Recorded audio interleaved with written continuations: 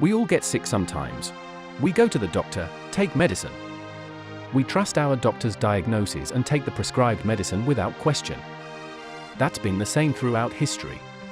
People throughout time have believed in and been helped by various forms of medical treatment. Medical care has advanced over time, especially in the last 50 years, it's said to have made incredible leaps and bounds. But this incredible progress in the last 50 years has a shocking history. Medicine used unbelievable ingredients, and treatments were like human experimentation. Some of these treatments, instead of improving health, risked taking lives. Learning the horrifying reality of the medicines and treatments people throughout history believed would make them healthy will probably make you glad you were born in modern times. On this historical journey, let's uncover the secrets of these unbelievable dangerous medicines and terrifying treatments. First up, we've got a substance that's been a popular mystery medicine since ancient times. In ancient Persia and Greece, it was used to treat serious illnesses, and in 2nd century China, it was considered a medicine that extended life and boosted vitality. But that's not all. Some people even claimed it had even more incredible effects. This medicine, said to grant eternal life and even the ability to walk on water, was treated like a magic potion. The truth? It was mercury. Mercury is a special substance, a silvery metal that's also liquid like water. Seeing its strange and mysterious nature, ancient people must have thought it must be a magic potion. But today, we know mercury is harmful to the body and can even cause death. People who drank mercury believing in eternal life likely shortened their lifespan instead. On top of that, to walk on water, you supposedly needed not only mercury, but also sulfur and arsenic. Arsenic is incredibly toxic. Ingesting it, touching it, or even inhaling its fumes can cause poisoning. It was an extremely dangerous concoction, and of course, drinking it wouldn't let you walk on water. You might have walked to heaven in the sky instead, after losing your life. Incredibly, this mercury medicine was still used to treat sexually transmitted diseases in the 19th century. It's amazing that it was used for so long, considering mercury poisoning probably afflicted more patients than the disease itself. I guess if something looks mysterious, people believe it must have magical effects. And it wasn't just medicinal treatments that were dangerous. Anesthetics used before surgery were pretty awful, too. Safe anesthetics didn't become common until the mid-19th century. So, what kind of anesthesia did they use before modern times? For example, from the 12th to the 15th centuries, there was a popular anesthetic called Dwale. It was a mix of alcohol and 7 ingredients. Let's see, lettuce, henbane, and mandrake sounds like a salad, doesn't it? But it's true. And then, they added bile, a digestive fluid from an animal liver. Hearing those first 3, lettuce, henbane, and bile, doesn't exactly sound sleep-inducing, but it also doesn't seem harmful. But the other 4 are a different story. Bryony, hemlock, wolfsbane, and opium. These herbs do contain pain-relieving and sleep-inducing components.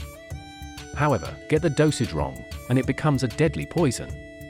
This dangerous anesthetic, Dwale, was apparently very commonly used in the Middle Ages, even appearing in Shakespeare's Hamlet. But get the mixture wrong, and the patient might not just sleep through the surgery, they might never wake up.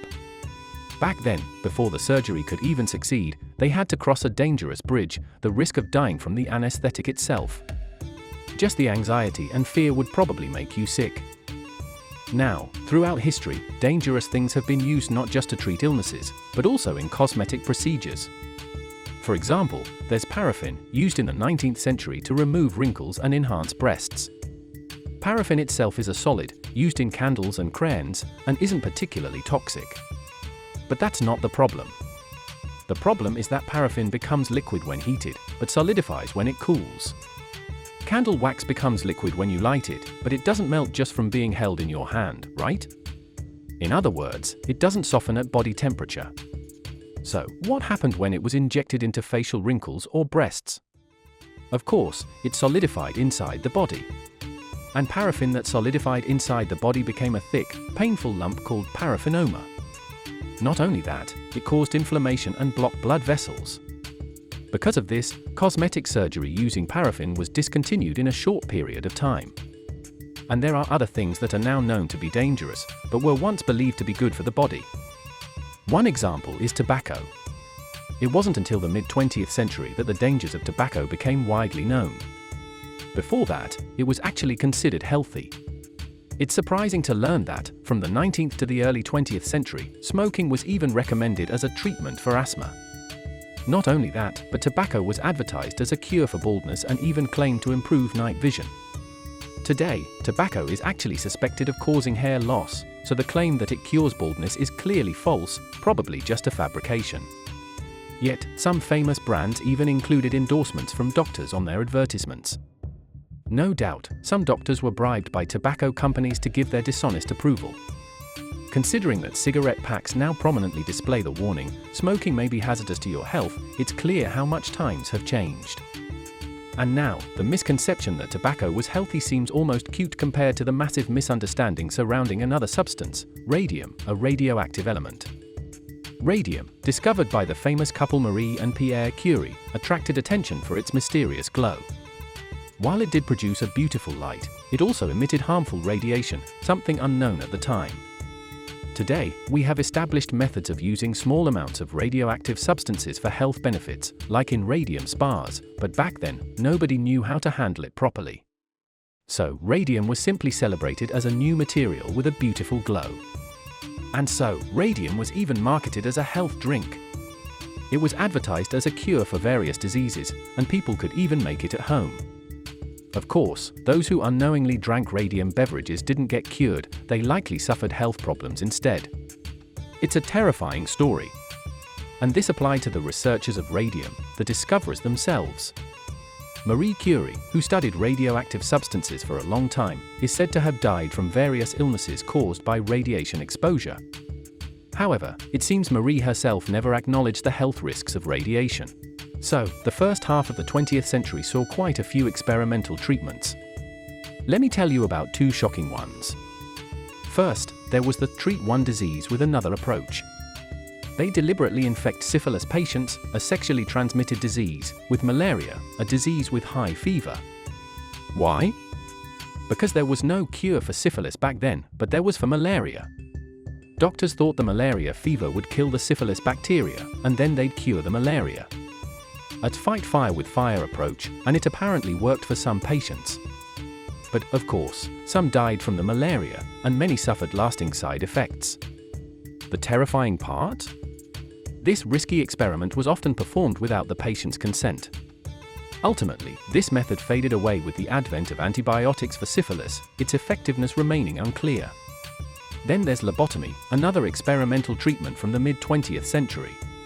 This involved removing parts of the brain to treat mental illness. This wasn't like removing a tumor or blood clot, they were removing parts of a healthy brain. Naturally, it was incredibly dangerous, often leaving patients with memory loss, personality changes, and potentially robbing them of their humanity.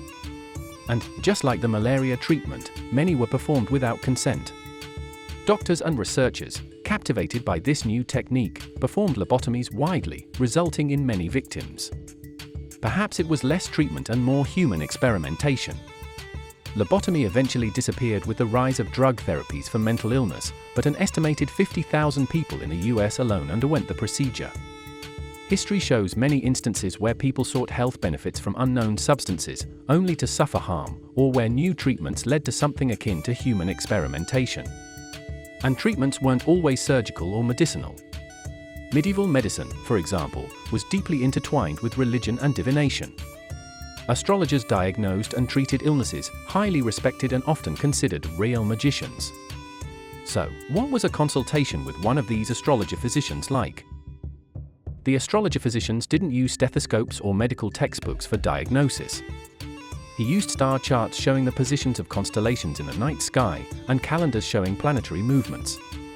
They believed that parts of the human body, like hands and feet, were related to constellations, and that internal organs were related to planets.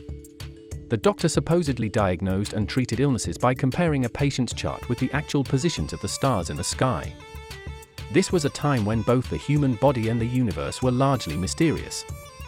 Scientific evidence was completely irrelevant. It may have been a time when belief is salvation.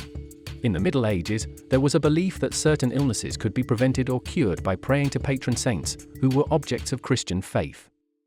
Among these patron saints, one had a rather unique ailment under his care, Saint Fiacre, an Irish clergyman. His specialty was hemorrhoids. Fiacre is said to have miraculously cured his own hemorrhoids in the 7th century. The place where this miracle occurred was even named Fiacre's Spring. Back then, people believed that failing to pray to Saint Fiacre would result in hemorrhoids.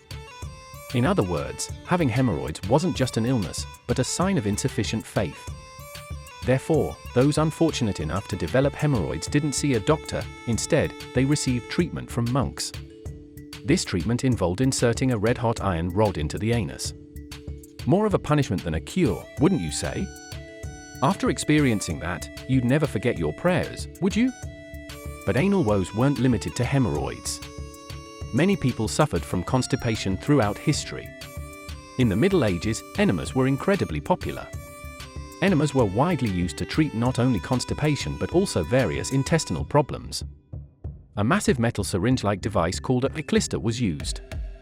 The patient had a tube attached to the end of the clyster inserted into their anus, and a special liquid was pumped into their body. The composition of this liquid varied depending on the purpose of the enema, and included things like boar bile, herbs, opium, and tobacco oil. One particular royal was especially fond of enemas, Louis XIV, who reigned during the height of the French monarchy in the 17th century. He is said to have had over 2,000 enemas during his reign. He even had enemas while sitting on the throne in the Palace of Versailles. He really didn't need to do that on the throne. That might not be what you wanted to hear if you dream of visiting the Palace of Versailles. Okay, so we've been talking about some pretty gross stuff, hemorrhoids and enemas, for a while now. Next up is probably the most readily available medicine in history. Why so readily available? Because it comes from your own body. What comes out of everyone's body every day? That's right, pee. Sorry, more gross stuff coming up. You might have heard the old wives' tale about putting pee on mosquito bites, but human urine has actually been used in various medical practices. In 16th century England, the king's physician reportedly instructed soldiers to wash their wounds with urine, and it was also used to treat skin conditions caused by the plague. And supposedly, it worked. Urine contains urea, which is good for skin problems, so maybe it wasn't such a crazy idea after all. But I wouldn't recommend trying it. And urine wasn't just used for wound treatment, it had some more intense uses. Apparently, in ancient Rome, urine was used as a mouthwash to whiten teeth. They thought the ammonia in urine had a bleaching effect, but absolutely do not try this. By the way, urine wasn't the only bodily waste used in medicine. Feces were also used. In ancient Egypt, the excrement of donkeys, crocodiles, dogs, and flies was used as medicine. It seems they believed in its magical healing properties or its ability to ward off evil spirits, rather than expecting any medicinal effects. There are also accounts of animal feces being used to treat various injuries in 19th century England, but it was a very dangerous remedy, potentially causing other problems like tetanus. You have to be amazed by the experimental spirit of those times, trying anything as medicine. And the history of medicine isn't just about animal waste, it also features animals themselves. For example, in ancient Egypt, dead mice were used as an ingredient in medicine to relieve toothaches. That's pretty creepy for modern people, but it seems to have been popular for a long time. In 16th century England, they reportedly cut mice in half and applied them to warts to cure them. Dead mice were also used to treat whooping cough, smallpox, measles, and even bedwetting. In stories, witches often boil insects and animals to make magic potions, and it seems that might have been based on reality. And it wasn't just treatments, creatures were used in dieting, too. A popular diet from the early 20th century involved keeping parasites in your body. The parasite used in this diet was the tapeworm, a creature that can grow up to 10 meters long and lives in the human digestive tract. People wanting to lose weight would swallow tapeworm eggs, which would hatch and grow into adults in their intestines. Many who tried this diet suffered from malnutrition, vomiting, diarrhea, and anemia, in other words, the symptoms of parasitic infection, leading to unhealthy weight loss. Wow, the human desire to lose weight can lead to some terrifying methods. Now, I've been talking about methods that are unbelievable and frankly, bad for your health. But some old remedies actually have scientific backing. One example is snake oil, a traditional Chinese medicine. This oil actually contains ingredients that can relieve joint inflammation. However, this effective snake oil is called snake oil in America, and somehow it's become a term for a con man. Let me explain why. This snake oil was first brought to America by Chinese laborers. Then, in America, they put on a big show selling it, hyping up its effects, claiming it was a cure-all for aches and pains, a miracle snake oil that heals any injury instantly, and so on. But the snake oil used in that show was completely fake. Apparently, an American who'd heard about it from the Chinese got the recipe wrong. In other words, they massively hyped and sold a completely ineffective medicine. As a result, snake oil became synonymous with fake goods, even becoming a byword for a con man. What a shame, considering it could have been a genuinely effective medicine. Like this, humanity's desire for health has created various medicines and treatments, sometimes saving people, sometimes causing more harm. And interwoven within that are pure research motivations, desires for beauty, and even schemes for profit, a tangle of intentions that eventually led to modern medicine. What seems like terrible medical practice from our perspective might have been seen as a great discovery or great invention back then. Which makes you wonder, maybe some of the medical practices we believe in now will seem unbelievable from the perspective of 50 or 100 years in the future. That's a little worrying, isn't it? The history of the world is still shrouded in mystery. Let's continue our journey together, peeking into the world's mysteries. See you on our next journey. Thank you for watching.